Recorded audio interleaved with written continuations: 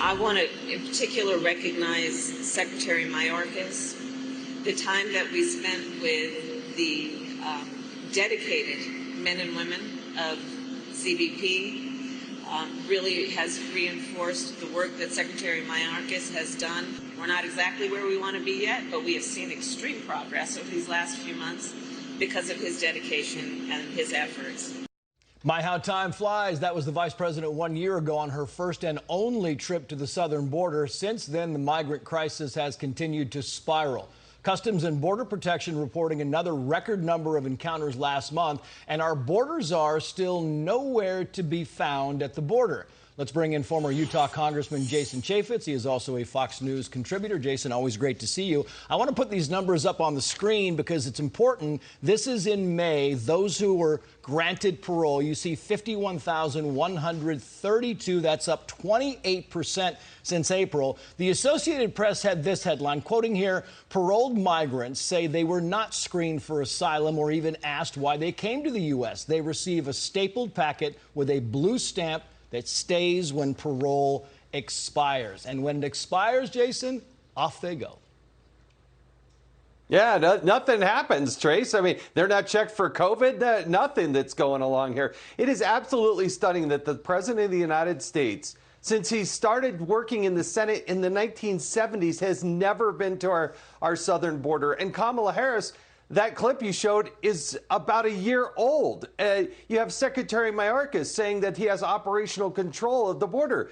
Yet the numbers are absolutely record highs. We've never seen numbers this high of people coming across the border since they started counting people coming across the border. So there is no control, no desire. They offer a magnet, and they literally are streaming across the border by the hundreds of thousands. You talk about the record number of migrants encountered in May. Let's put that on the screen, 239,000 plus. That, again, is a record. And, you know, the truth is nobody knows the exact number because you figure in, Jason, the gotaways and the others. But you have analysts and you have the border agents that we talk to, and they say, you know, the number is very close to, since Joe Biden took office, 2 million migrants entering this country. That's bigger than a lot of states' populations.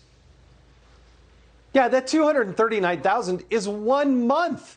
And these poor Border Patrol agents, the ICE officers, the people that have to deal with this, we treat these people coming across the border better than we do Americans. They're given all sorts of benefits. They give free reign. They can come and they can work in the United States of America. And don't tell me that that doesn't also contribute to the crunch on housing and food and inflation, because they need a place to sleep and a place to eat, and they want to get jobs and everything else. And so it's just absolutely untenable. And what the administration is saying about it, what they're doing about it, is nothing. They are literally doing nothing, Trace, to secure that border. That's not Jason Chaffetz saying that. That's the Border Patrol saying that. What are the consequences? I mean, what, come back to the Vice President Kamala Harris. She hasn't been down there in a year, and apparently nobody has said anything about it. Where's the pressure?